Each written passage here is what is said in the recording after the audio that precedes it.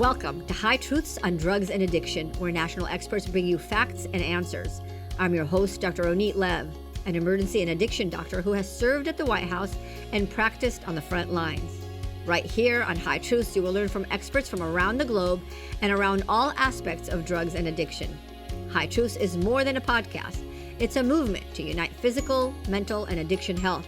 It brings innovations to connect public health, public safety, and prevention. Our discussions inspire people to implement programs that save lives. To grow this community of information and action, I hope you give us a 5-star review. Come visit me on hightruths.com. Today's episode is sponsored by Drug Free America Foundation, tackling the pervasive issue of substance use and its far-reaching impacts on individuals, families, and community. Drug Free America is supporting ISAC, the International Academy on the Science and Impact of Cannabis, doctors and scientists educating on the harms of marijuana.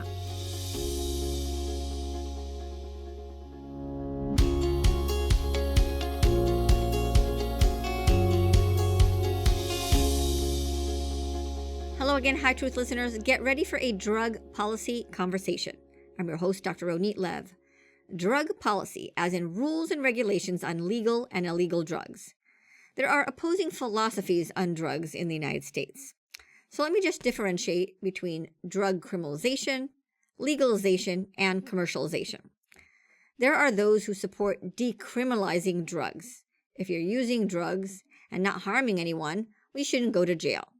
Decriminalize means using drugs should not be a crime. Then there are those who go further and advocate for full drug legalization. Heroin, cocaine, fentanyl, they should all be legal. And then there is commercialization. Commercialization means I should be able to buy cocaine at a bar like I buy a glass of wine. You have your wine, I have my line. That's the motto I've heard from the Drug Policy Alliance. And then there's a gradient on drug commercialization. The radical extreme want to be able to sell fentanyl and cocaine. These are extreme views, not big business.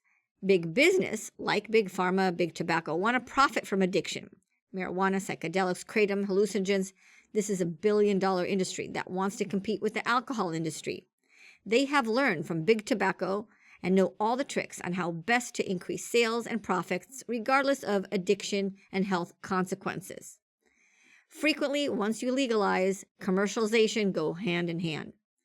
So decriminalization, legalization, commercializations, these are different aspects of drug policy.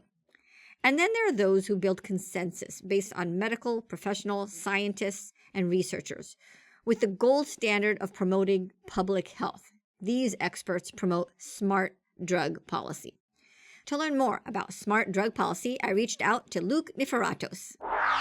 Luke Niforatos serves as Executive Vice President of Smart Approaches to Marijuana, SAM, and Foundations for Drug Policy Solutions, FDPS. He's widely recognized as the nation's leading drug policy expert, and Luke has testified in state capitals across America. He's a sought-after guest on major media outlets. If you watch news stories or follow social media with drug issues, you probably saw or heard from Luke. To learn more about Luke Niforatos, check out the High Truth show notes. I recorded this conversation with Luke on June 13th, 2025. Luke Niforatos, welcome to High Truths. Dr. Lev, it's so great to be on, and I've been avidly listening to your show for a very long time. So when you reached out, it was quite an honor. So thrilled to be here with you today. Yeah, I should have done it sooner. We've known each other, and you've been such an expert, and it's like, wait, why didn't I do this already? So very excited to have you on. Learn from you. I'm also a fan in smart drug policies, and that's what you've spent years doing and advocating for. But let me ask you why. And of all the things, I think I feel like I've known you since you were a little kid, and although you were like a married man, but you could have done anything in your life. You could have pursued any aspects. You're so talented, and yet you chose a difficult field to be in, not a popular field to be in defending smart drug policies. How did that come about? Why? Great question. Well, my career started actually in healthcare, which is why I so appreciate what you do, because I started off the first 10 years of my career working really at the behest of doctors such as yourself, helping them see more patients and be more efficient, and working at upper level management in corporate headquarters of hospital systems, et cetera.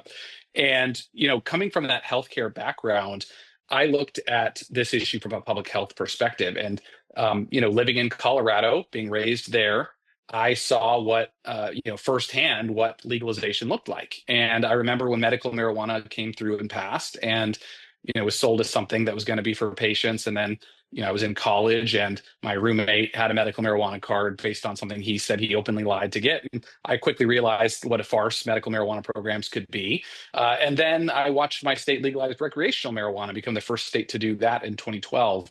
And I saw how basically overnight the entire identity of our state changed.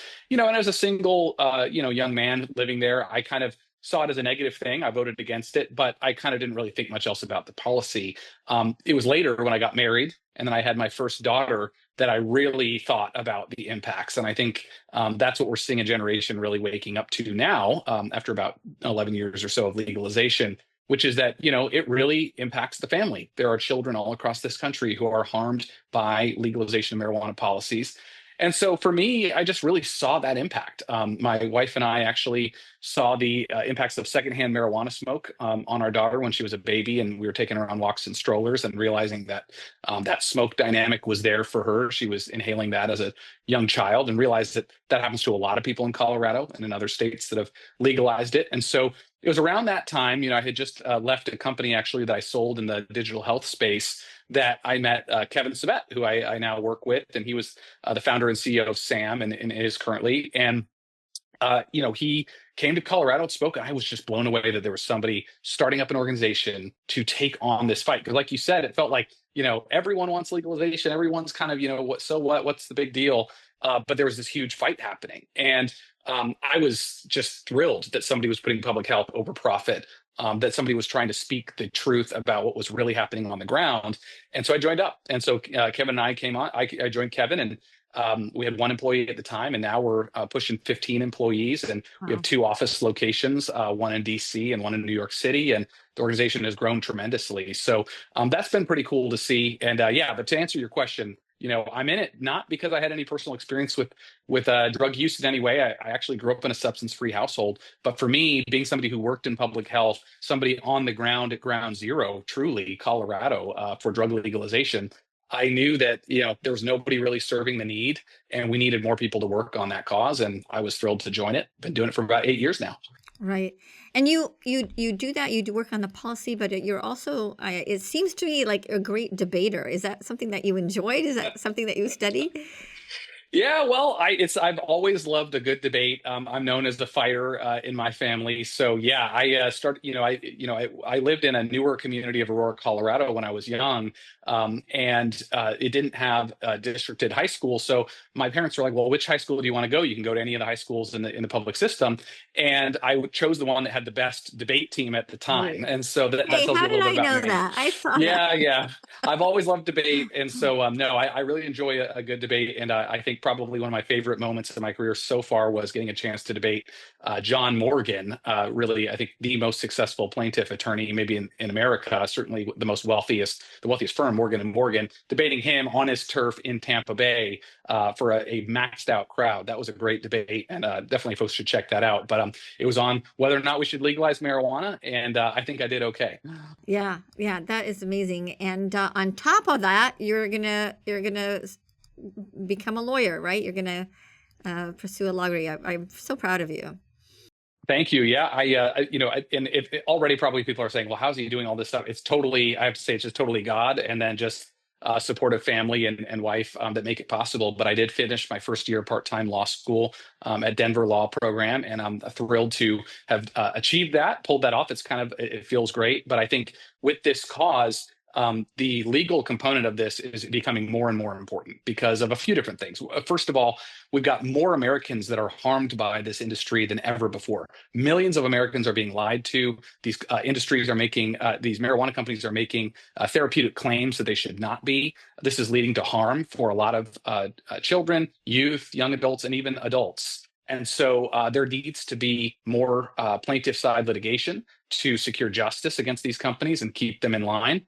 I also think that when it comes to what's going on legally in terms of the laws that are being passed. We need lawyers that are going to put public health first, that understand drug policy. This is a very niche field. I mean, Dr. Lev, you probably know as well as I do. You try to count off the number of experts, lawyers in this field or policy experts in this field. It's a very small group of people, and we need to expand that group. And so I think we need more lawyers that are dedicated to this, that are not going to go work for giant corporations for a big paycheck, but are instead going to work for the public interest when it comes to drug policy. And I'm going to be one of those people. I'm certainly not interested in making profit.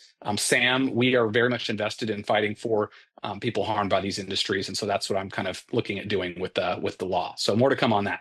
That's great. And one of the things that, you wanted to talk about is the gold standard for drug policy. What is the gold standard for drug policy? And that brings us to the conversation about the Hyannis consensus. So tell us about that.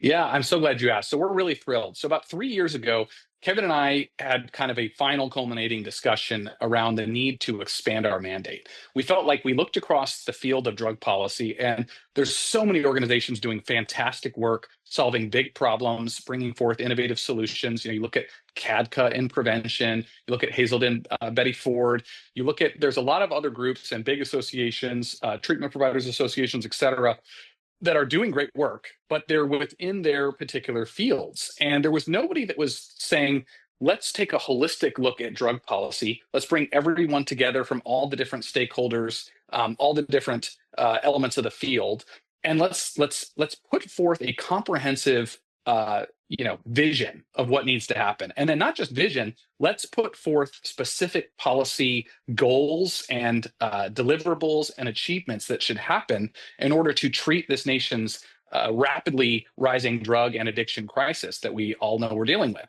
And that was a discussion we had, and we felt like, we went around, we asked hundreds and hundreds of stakeholders across the country, even across the world, do you feel like that need is being met? And they all agreed there was a need for it greater than ever, but they also agreed that nobody was really meeting that need in a comprehensive way. So we decided to start a sister organization to Smart Approaches to Marijuana, which, as most people should know, is the largest organization fighting against the commercialization of marijuana and fighting for public health as it relates to marijuana policy. But now we have a sister organization we founded about 3 years ago called the Foundation for Drug Policy Solutions. And its mandate, we launched it in Manhattan with then Biden drug czar, Dr. Gupta, and a number of other public officials, local officials, scientists, researchers. Its mandate was to create a blueprint. So we were going to spend the next 2 years to build a blueprint towards these aims across 6 pillars. And we were going to really look to bring a comprehensive approach to drug policy. So this is now 2 years later. We've launched and released this blueprint. We're very proud of it. I encourage people to go to gooddrugpolicy.org. You can also go to blueprint.gooddrugpolicy.org, and that you can get right to the digital version of the blueprint.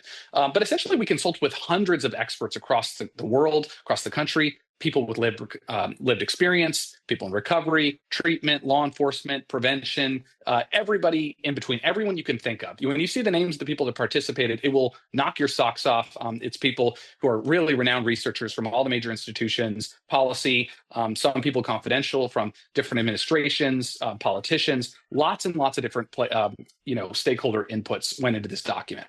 And we're very proud of it, Dr. Lev. I mean, really what this represents is basically a knowledge dump of really the best and brightest ideas from the field, well researched, well cited. We spent a lot of time meticulously working through this document, and we feel like it's providing a proactive vision for what drug policy should look like. It should start with prevention. It should work all the way through to recovery. We have to have law enforcement. We have to have public health. They have to work together. We can't do things in silos. And so that's really the heart and soul of what we're doing with this blueprint. So here's what kind of makes us different, Dr. Lev. Tell me about the blueprint, because when you said you started, you said you did it under the Biden administration. Now we know that we have a different administration. Yep, that's right. And it seems like there's a lot of pettiness in politics. Like, well, if that's a Biden thing, I don't want it. If it's a Trump thing, I don't want it. Yeah. How do you? So it's always been bipartisan. Yeah, it's always been bipartisan. So we had Republican officials, Democrat officials there. Where this culminated was actually in Hyannis. So to answer your question, we all gathered in Hyannis, and we had people from both sides of the aisle there. People who were shaping. Hyannis? Hyannis is the Kennedy compound there in Massachusetts. And it's a really special place for those who haven't visited it or haven't seen it. Some really amazing American history has happened there at that Hyannis Kennedy compound. There have been major heads of state from all around the world who have met there. So it was a very special and really sacred experience, quite frankly. And there we kind of hammered out the final details of this blueprint. And what was interesting about was what kind of initiated it. So what initiated it was we gathered in Hyannis around, I think it was September of last year. So it was during the election. And we had representatives from both presidential campaigns at different times, totally unbeknownst to each other, had asked us, what would you recommend for our transition team? What would you recommend for our policy priorities? And it was perfect because we're a nonpartisan organization. We're here. We're not picking horses. We're here to advise whoever is going to be in power in this country. So we thought, why don't we just do this now? We can prepare this document, make it actionable for both campaigns, both administration, whoever is going to win, it would be available to those administrations. And so that's the approach we took to it. And so we met in Hyannis, we hammered it out. It was a great invigorating discussion. We agreed to these principles. That's what's in the blueprint. And so now what we've been working to do is actually get this done. Because Dr. Lev, that's what I was going to say is the difference between us and a lot of the other think tank type organizations you see in DC is they're often thinking and writing about things, but they're not doing. But we're a think and a do organization. And I know you've seen that over the years with us. But so we thought, we wrote, and now we're going to go forth and do. And we want to get these policy recommendations passed at the federal level as well as at the state level. So that's what we're working on now is the next phase of our mandate. What is it? So the think, so you have the blueprint, and it includes things that that are not new, right? We've always talked about prevention and treatment and crime and other things like that. That's always been, it's always been part of the drug policy. What are some of the, that's very generic, but I'm sure you have some specifics. Yes, of course. So yes, and I think it's great that you brought up that are not new, because I think there's a lot of kind of cynicism in the drug policy environment. People just say, well, there's a lot of people that are just going to always use. There's nothing we can do about this crisis. So we should just legalize all these drugs because, we basically have failed. And I think there's a lot of people that approach it that way. And it just could not be further from the truth. There are so many programs that have been around for decades and are not just working, they are incredibly cost effective. And they're actually having tremendous results in the communities where these programs are running. A great example is Hope Hawaii. This is a program that's going on in Hawaii right now. Judge Steve Alm, a longtime friend of ours, and now the prosecutor there in Honolulu, he has really pushed this as an approach to this drug crisis. It's combined both law enforcement and public health. Essentially, boil it down to the basics. It provides carrots and sticks. It provides somebody who is coming in with a drug problem that's leading to other criminal issues. It gives them a chance to get sober, stay sober, and then not take on a criminal record. And that program is having immense success. It's and I think, as policymakers, they're often not just looking for. That sounds like drug courts. Yeah, it's very similar to drug courts. And drug courts are another program that's been in existence for a number of decades. And we also support that program as well. So both those programs are mentioned within this blueprint. And what we're trying to do is say, look, we're not here, nothing in this blueprint is, we didn't kind of concoct some crazy new cockamamie idea of, here's the brand new solution. These solutions are already out there. States are implementing them very well and effectively. They're saving taxpayer dollars. And they're setting people free from addiction, which is obviously the most important thing. We need to take these programs to scale. They're working at the state level. They're working at the city level. Now we need to take these to Washington and get funding for these to expand them nationwide. And it makes a lot of sense, not just from the standpoint of setting people free from addiction, getting them into recovery, but it makes a lot of sense from a policy perspective in terms of saving taxpayer dollars, because I think we all know what's going on right now is not working. We have different administration priorities for every 4 years. There are some who say it should all be a healthcare issue, so we spend years focusing only on healthcare. Then there are some who say it's only a criminal justice issue. We spend years only focusing on, supply reduction, which is an important piece of this, just like demand reduction is. But we can't just do one or the other. We have to have all the legs of the stool, and that's really what we're trying to push for. Right. So primary prevention, I think that's key, because as they say, we're not going to arrest our way out of this problem. We're not going to treat our way out of this problem, but we could prevent, but we can prevent our way out of the problem. Yeah, right? we know prevention programs are among the, it's so interesting. This administration is really highlighting the importance of cost effectiveness, not wasting taxpayer dollars, using the programs that are most effective and really, focusing on those. You want to talk about a great thing to invest taxpayer dollars in? It's prevention, primary prevention. Dr. Lev, you took the words right out of my mouth. That needs more investment than ever because we know that if we can prevent drug use before it starts, particularly before the age of 21, we know that 95+% of Oh, people, why'd if you they say don't use by 21? 21, I yeah, want you to say 20. if we get them before 21, if we get them to 21 without trying without trying drugs, they're unlikely to ever do so. Prevention is the most important thing. It has to be the bedrock, the foundation of any approach to drug policy and treating I this agree, addiction but not with the crisis. 21. 21 is the lawyer age. Okay, that's the legislative age. The doctor 25 too. age, the Yeah. doctor age is 25. Yeah, 25. Yes, Yeah. yes, I'm fine with that as well. But it really is and you look at so many of the comorbidities that you look at the top 10, and you know this, Dr. Love, because you're in healthcare and treating these patients every day. Top 10 morbidities for Americans in this country, almost all of them are related to our legal or illegal drug use. I mean, you look at tobacco, it's related to 3 to 5 of those top 10 diagnoses. You look at alcohol, it's related to those. A lot of this is driving and exacerbating what's happening with obesity. So, you look at this MAHA program. And I think part and parcel of making America healthy again is absolutely we need to get these dyes out of food. We need to have these different approaches.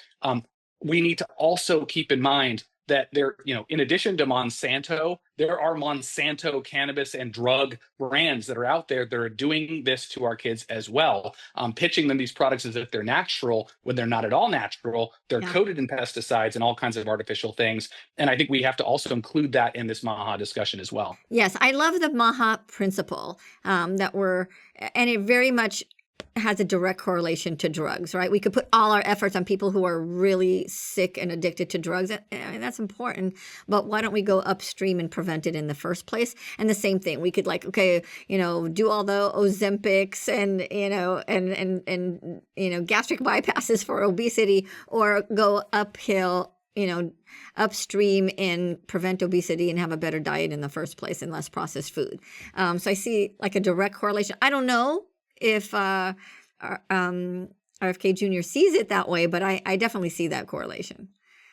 I think he does. And our co-founder is Patrick Kennedy, former congressman from Rhode Island, and cousins he is with RFK. So we know that they have a great relationship, and that's something that I think we're going to continue to discuss with them, as well as how we can incorporate sound and smart drug policies into this conversation as well. Because I think a lot of people would be stunned. I mean, even with this psychedelics discussion, there's a lot of interest in psychedelics right now. And I think, Elon Musk has provided a little bit of a cautionary tale, if you will, because it's very public that he's been overusing ketamine, for example. That's a drug that a lot of people have been saying is, maybe that's the easy button solution to depression.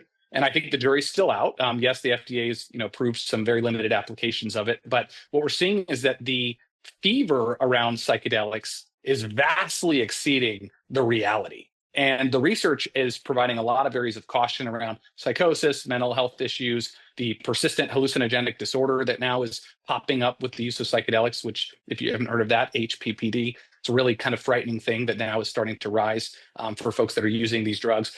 And so I think even with this psychedelics discussion, we're seeing some cautionary tales. Also, I think people would be surprised to see the major conglomerates that are funding these pushes. And I think, coming back to the original, the start of the discussion, Dr. Lev, around justice for the people over corporate interests, these marijuana companies, there's just now huge addiction conglomerates. Now there's pharmaceutical companies involved. Now there are major Silicon Valley investors that are involved that are pushing these drugs as solutions to crises. And to your point, we have to get upstream from that.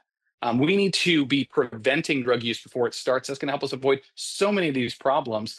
And I'm a little bit worried that we're letting the fever pitch get too high. So I think that's something that we need to speak more truth into. I mean, as a physician, I can understand how it's happened, but I think the voice of medicine has really lost the clout that it should have.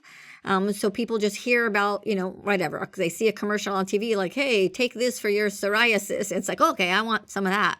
And it's like, just because something has some therapeutic effect, THC may have some therapeutic effects. The psychedelics may have some therapeutic effects, but there is an FDA and medicinal process to do that. Just because you hear something's good, it doesn't mean, okay, let's buy it on Amazon, right? Oxycodone, has good therapeutics, under a, real, not fake, a real medicinal standard of care. But that doesn't mean you should just be able to buy that and treat yourself and, die from a opioid overdose because you had some pain.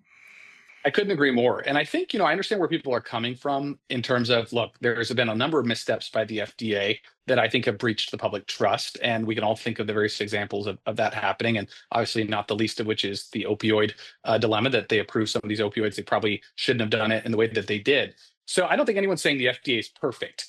However, the alternative, I think we're seeing canaries in the coal mine when we see things happening, like, for example, with Elon Musk. We saw Matthew Perry die, from a ketamine-related death. We see a number of other deaths now related to these other substances that are out there. The alternative, if we say, okay, we're not going to listen to the scientists or the doctors when it comes to medicine, the alternative we've seen is a state like Colorado voting to legalize medical marijuana, now voting to legalize medical psychedelics. State like Oregon doing the same thing. So what we're saying is, okay, we're not going to trust science and medicine. We're going to just instead trust the people who have enough money to fund ballot measures to say, let's legalize these drugs and call them medicine. Well, I'm concerned about that because you have entrepreneurs who they just want to make money, and they're the ones telling us what medicine is for the first time in this country's history. And you're not, I don't trust them. I know, and you don't have the equal access, right? So Clear Scientific is trying, is working years to develop an antidote for methamphetamine, but they're going through, millions of dollars, many years, FDA trials.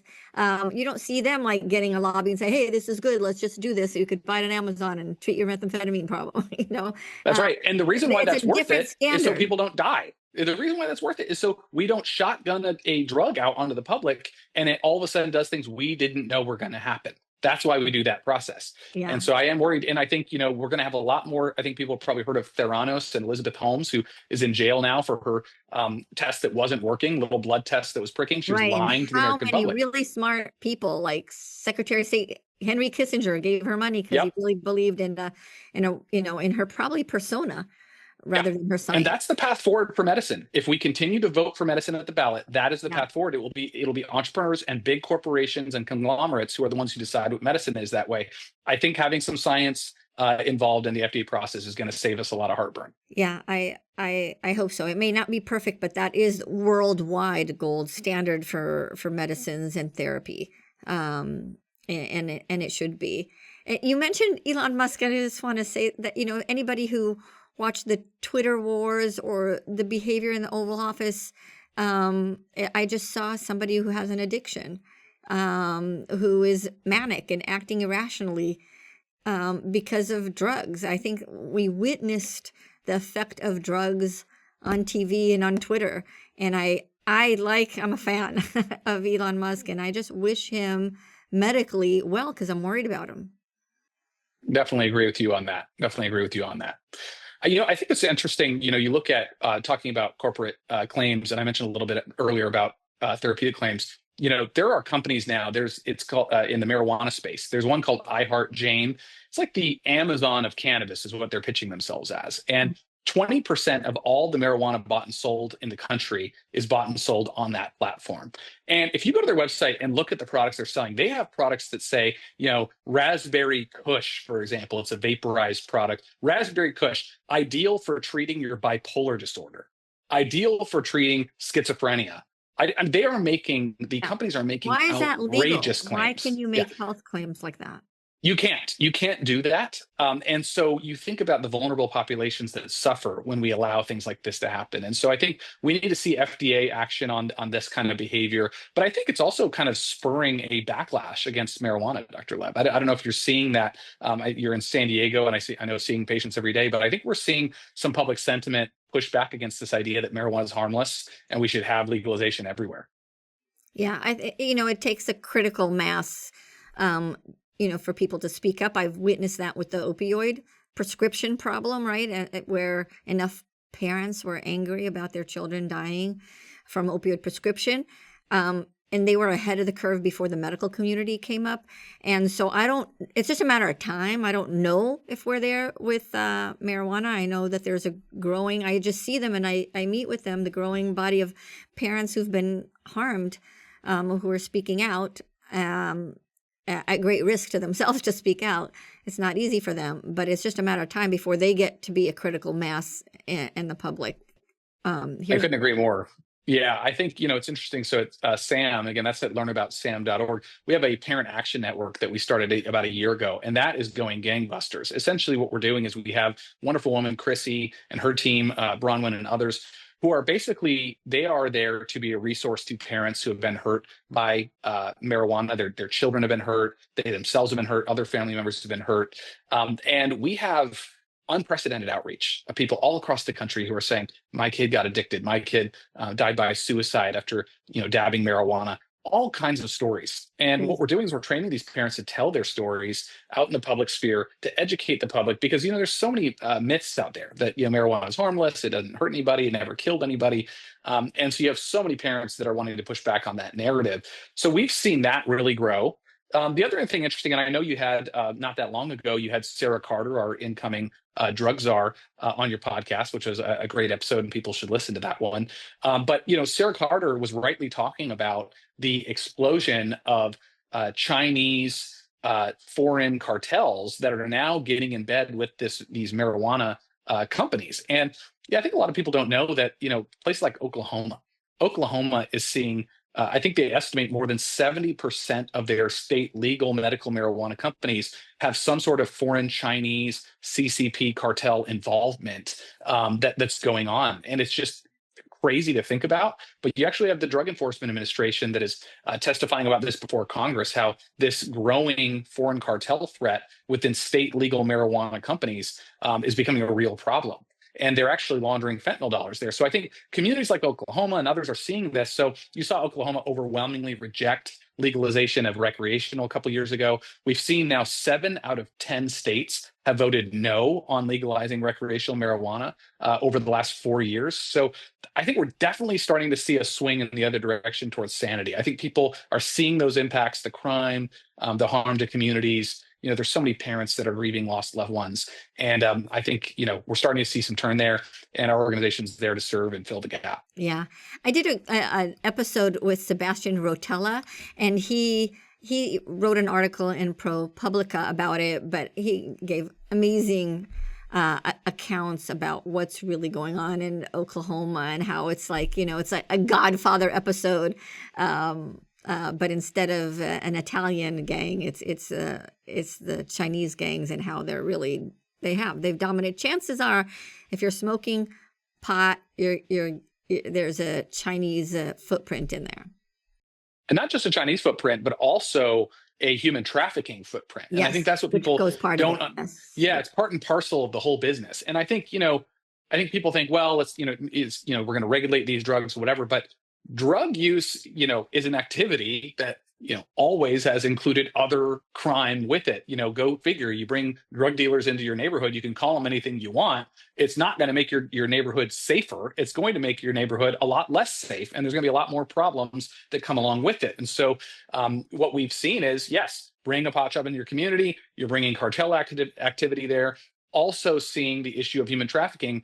They did a big expose, NBC News did last year, looking into California's industry and finding that the vast majority of these marijuana products, most of them touched somebody that was human trafficked into the country to work as cheap or free labor there for these illegal grows. So very, very concerning to see the conglomeration of a lot of different illegal things happening. And it all is made possible when a state votes and gives legal cover to these illegal activities. So I think that's something that's key to understand. What is the position of the blueprint on marijuana? Should it be legalized? Should it, limit certain type of products? Or was there a consensus on that? Yes. So no, we don't believe marijuana should be legalized. And so what we put forth in the document was a primary prevention focus on marijuana. So needs to be prevented. We have a whole kind of one-page outline of the marijuana issue, so that the problems, what our biggest concerns are public health wise, and basically how the public needs to be educated about, especially today's high potency marijuana. And I know, Dr. Love, you know all about this, but for those of you listening who don't know, marijuana is much more potent than it's ever been. 99% now today, products are 99% potent THC versus just 3% a few decades ago. So totally different products. Now you can vape them. Now you can eat them, all kinds of different ways to use.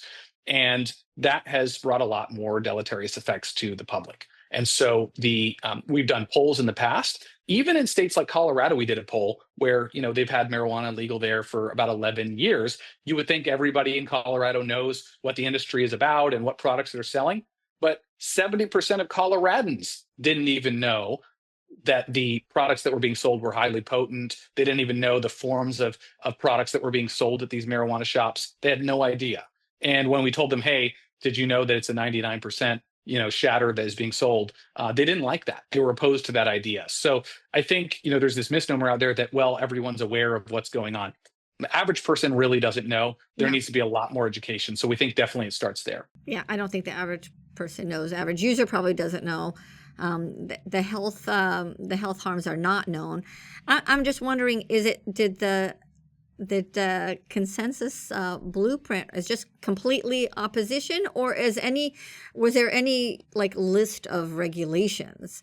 Yeah, and it's really hard. I can't see the states like Colorado or California or other states that have legalized going backwards. Yes, good question. So yeah, it's not just about whether something's legal or not. I mean, it's a very comprehensive look with a lot of different approaches. So yes, there's a place in the blueprint for everybody. If you're somebody that supports legalization, there's a load of things there that will be very useful for you. If you're a policymaker in Washington state, this blueprint will definitely equip you to deal with marijuana in your state. And no, it's not, hey, roll it back, right? It's, cap the potency of marijuana, educate the public on its harms to your mental health, for example. In fact, we had a lawmaker that gave a lot of input. Candy ban? Do you have a candy ban? Oh yeah, well, I don't know if that's directly stated in there, but yeah, the candy ban is something we are definitely pushing for. We need that candy ban, and in fact, I'm glad you brought that up, because that was a bill brought forward by Senator Feinstein when she was in office, as well as Senator Grassley in Congress, and that was something they brought forward every session. We need new members to take up the candy ban bill, expanding criminal penalties for people who turn any substance, including marijuana, into candy form, increasing the penalties for that. That's something we absolutely need to see. Yeah, we tried that in California. It didn't go. You would think that would be such a white hat issue. We have all the data and all the babies are being poisoned. And why do you need candy? You could use your pot. Why do you have to make it into candy form?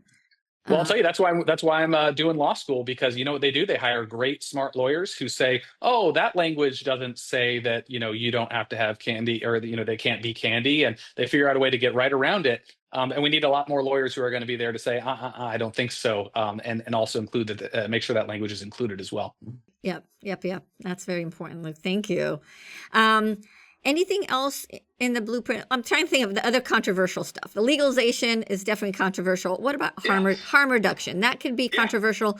I think it's controversial because we don't have a definition, and people define harm reduction as syringe exchange and naloxone, and some of them do criminal justice, a social justice.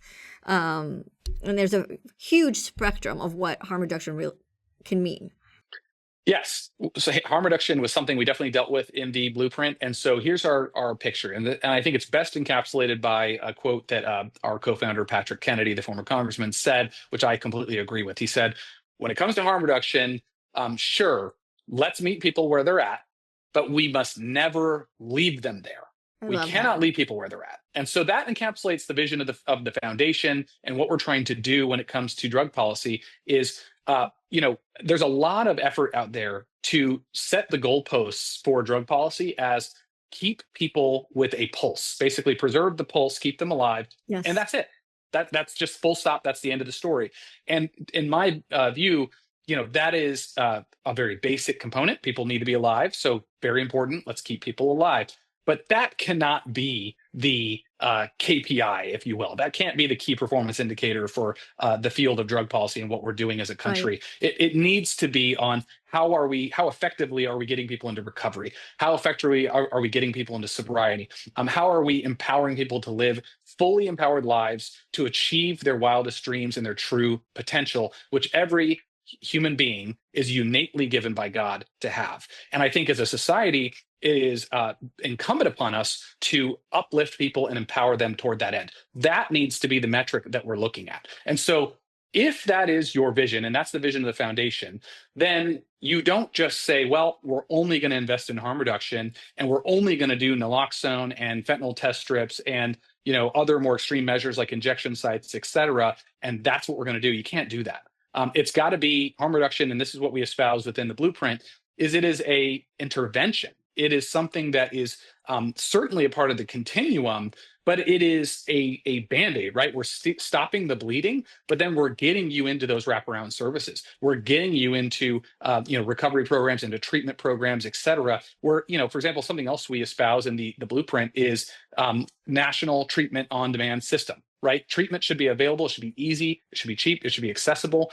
We have to have that because we know when you're in addiction and you make the decision that you want to get out of addiction, you've got a very short period of time to catch that person before they fall back into addiction. It's got to be quick. So that's got to be the focus. That's the standard we have to hold our policymakers to.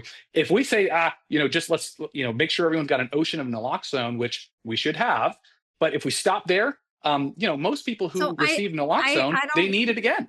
Right. I don't consider naloxone like a harm reduction treatment prevention. So if you look at cohorts of population, right? On one hand, you have kids who've never used drugs. And on the other hand, you have my patients in the emergency department that are deep into the throes of addiction, may not even want to start. They're living on the street. They're the hardest population to treat. And by the way, I saw this the same when it came to the opioid prescription epidemic, right? People who are opioid naive, they've never had pain medicines. And the ones who are severely addicted, not just to one oxycodone, but a whole bucket full of medications. And I'm like, oh my God, I just need to keep you alive somehow. That's like the harm reduction cohort. But what I'm seeing now with harm reduction, because of a lack of definition, is people going to school and like, oh, we're going to do harm reduction at school. It's like, that's not the population for you. At schools and grade schools and middle schools, the message is prevention.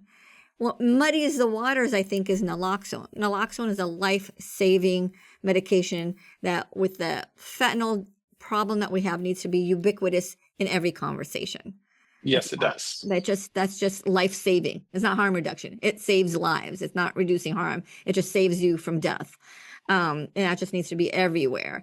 But I see people get mixed up when there's lack of definition and lack of understanding of the cohorts of population. And I'm sure that's clarified in your document. Absolutely. And I couldn't agree with you more. And I think that particularly when you look at something like injection sites, it's something that, is, first of all, it's an extreme measure to take. But second of all, it's something that if it were something to be used, it would be used with a very small population in this country. Very, very small. All our money is going into this. And not just money, so much volume, so much discussion around pushing for these proposals. And unfortunately, the folks that are pushing for them are folks like the Drug Policy Alliance, who their vision statement is to legalize all drugs. They want drugs to be freely available for the broader public. This is their top priority. So it's within the context of an organization that they have ulterior motives. And so I do think that it gets us tripped up when what we should be talking about are the 80-20 policy policies we can be implementing that are tremendously effective. Prevention's the first one, extremely cost effective. The estimation is that it saves the federal government hundreds of billions of dollars, their investment in prevention programs. So that needs to continue, and entities like CADCA need to continue to be funded. But I also think it goes obviously beyond prevention into these other treatment programs, these other law enforcement, public health partnership programs like drug courts that we talked about. These are very cost-effective programs, and so they need a lot more volume. There are a lot of people who don't even know what a drug court is, and when they hear the name drug court, they think, oh, it sounds draconian. They don't realize what a great justice-oriented program that it is. And so I think, there needs to be more education around that. There needs to be more advocacy to expand that. And that's something that we need to spend a lot more time on as a field in drug policy, I think. Right. The thing about, syringe exchange or consumption sites, that's, again, for that very, very, very extreme population. That's definitely leaving people where they're at instead of, and it's not bringing them to where you are, right? They're saying, come to my facility. But justifying that investment, while there are so many people who want to get sober and there's no place for them to go. Nothing. You know, they have no resources, and yet investing in I think that's where investment should be, as far as people who have a substance use disorder, who want to get well and have no place to go. That's right. Treatment on demand. That's one of the number one things we're talking about and trying to see happen is we need a strong investment in making treatment available to folks and then getting them into recovery. And the other piece of recovery that's so important is just the idea that we have recovery ready workplaces, right? Recovery ready culture in our cities and in places where people live. And that's where, and people want to try to disentangle these things, but we get the society and the culture that we create when we legalize classes of drugs, marijuana, psychedelics. These companies then begin to influence the culture. They're present on your street, on your city block. They're advertising on your television or your billboard. They're on the radio. You're seeing their products on the ground after people have used them. This then it embeds into your culture, makes the culture much less recovery friendly. And in fact, that was one of the biggest reasons why Congressman Kennedy got involved in this issue, was the idea that it was going to be horrible for people like him who were in recovery to have marijuana stores all over the place. And we have definitely seen that. And so I think, we have to focus on, I talk about getting people into recovery, helping them sustain their recovery, making sure that our society is there to support them in their recovery. There's a lot of things that looks like, but I do think, the workplace is the place where that has to be. We need to make sure people are not stigmatized because of prior use and addiction. They can start a new life. And also make sure that, it's not easy as just looking at their phone screen for 2 seconds and making 2 taps in order to get fentanyl or marijuana or anything else, which unfortunately, what we're seeing with social media right now, that's absolutely the case. Yes, that is important. I do think we've come a long way in that stigma and supporting recovery. Of course, nothing's perfect, but I think we have come a long way. I agree, and I think there's a lot more that can be done, but definitely we're in the right. It's the right moment, and actually, that's something that's really exciting because I think what we're seeing as an organization now, we've got 2 organizations. It's SAM and it's FDPS, and what we're seeing now is unprecedented growth to tackle this critical moment. We are now actually expanding our presence in Washington, D.C. We just, thanks to some donors, were able to purchase an office building adjacent to the Supreme Court building. We brought on some new staff. So we're very excited about expanding what we're doing at the national level and really looking to partner with more organizations that are working in this field also, because that was our vision, right? With FDPS was to not, we didn't think we had all the ideas. Take from what's working out there, get together with hundreds of people who are doing the real work and help amplify what they're doing and bring them in front of decision makers. That's really key. And I think, Dr. Lev, you were a fantastic CMO at the Office of National Drug Control Policy, and maybe, hopefully I'm pulling for you. Would love to see you back in some sort of position like that again. I think we need people like you there. Who then we can work together to, I think, achieve some of these goals and bring more partners and new voices to the table in DC. I think that's going to be key. Yeah, that's very kind of you. Thank you, Luke. We'll see what happens. I don't know. What are your insights on the Trump administration's views on marijuana? I think the president was pro Amendment 3 in Florida, and his experts and staff around him are split in that debate. So I don't know which way things are turning, or can you tell? Good question. Yeah, it's been interesting to try to read the tea leaves. I mean, I think the big picture is very optimistic for anybody who, doesn't want to see drugs legalized in society. President Trump has made it really clear he's not a pro-drug guy. He's, not wanting his own family to be involved with substances. He doesn't want to see them grow in society. He doesn't.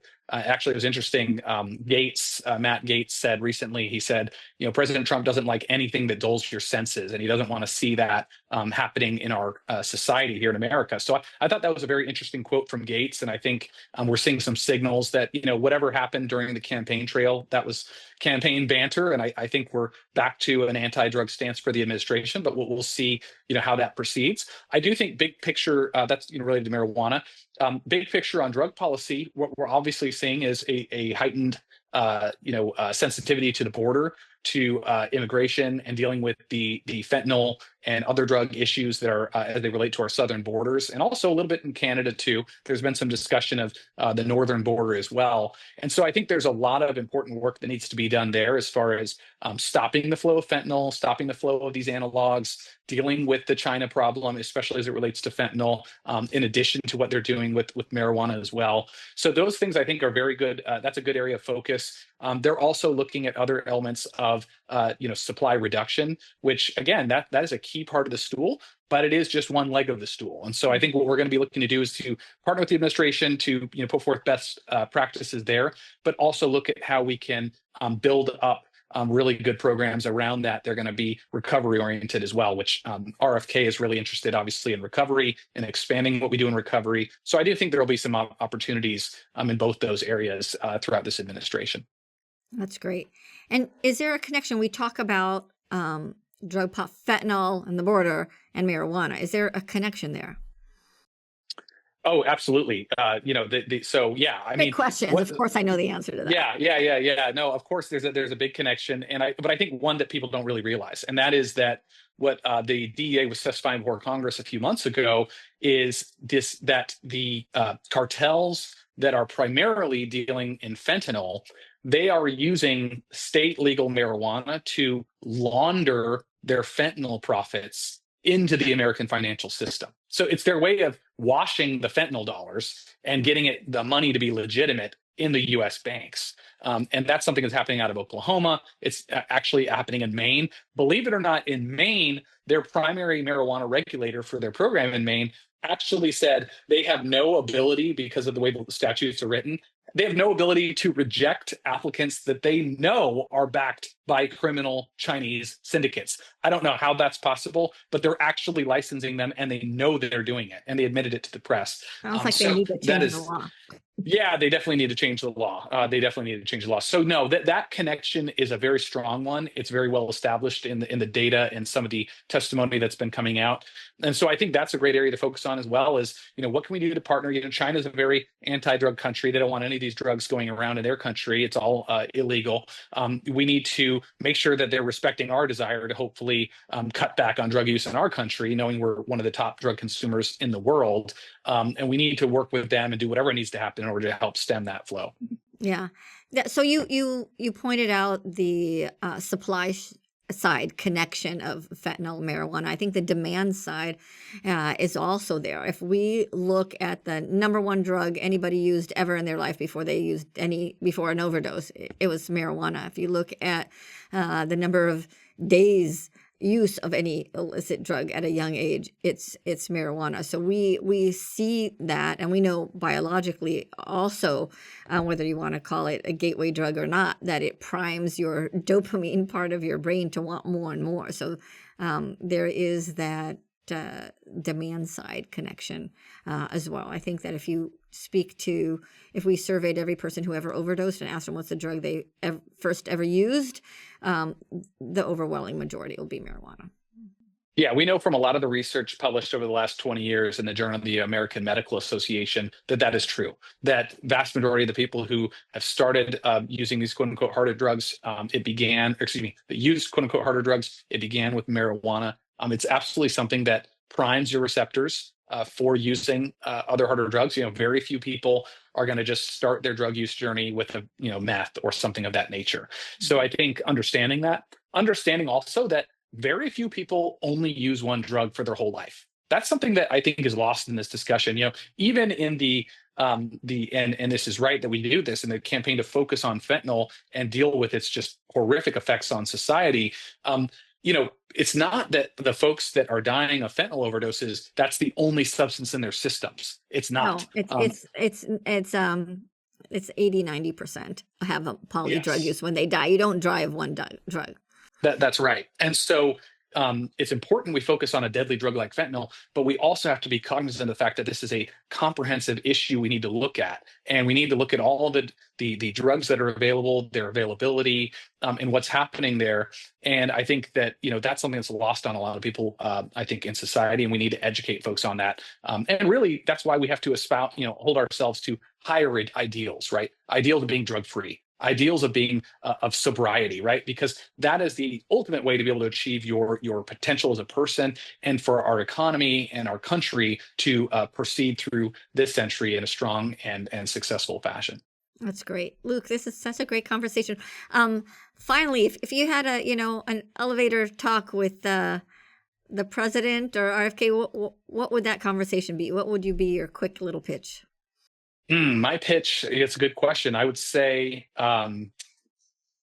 let's put prevention first and don't legalize drugs. It's been nothing but bad for the places that have tried it. Right. Very nice. Very good. Great. Anything else you want our listeners to know The about? last thing I'll say is, please check us out. So I'm on Twitter at Luke Niforatos, at Luke Niforatos. So check me out on Twitter. Learn about SAM.org is our website. That's also our Twitter handle for SAM. And then finally, Good Drug Policy. That is our Twitter handle for the Foundation for Drug Policy Solutions. And it's our website as well, gooddrugpolicy.org. Check us out, and we'd love to engage with you or partner with you in any way. And Dr. Lev, thank you as always. You are one of the key spokespeople in this field and really one of the people making a difference. It's very rare you find somebody who's treating the problem at the ground level, a physician who's willing to give her time for that, as well as speaking into the policy discourse and making such a positive impact. So thank you very much for what you're doing. That's great. Nick Niforatos, thank you so much. And lots of health and success to you. And I'll put in the show notes those references that you had. Very good. Thank you. Thank you for listening to High Truths on Drugs and Addiction, where you learn from experts from around the globe and around all aspects of drugs. This week's episode would not be possible without the generous support of our sponsor. A sincere and warm thank you to Drug Free America Foundation. Visit dfaf.org. And Isaac, the International Academy on the Science and Impact of Cannabis. That's IASIC1.org. High Truths producer is Dave Rivas from Davey Boy Productions. I'm your host, Dr. Oneet Lev. We hope we brought your day a little bit more High Truths.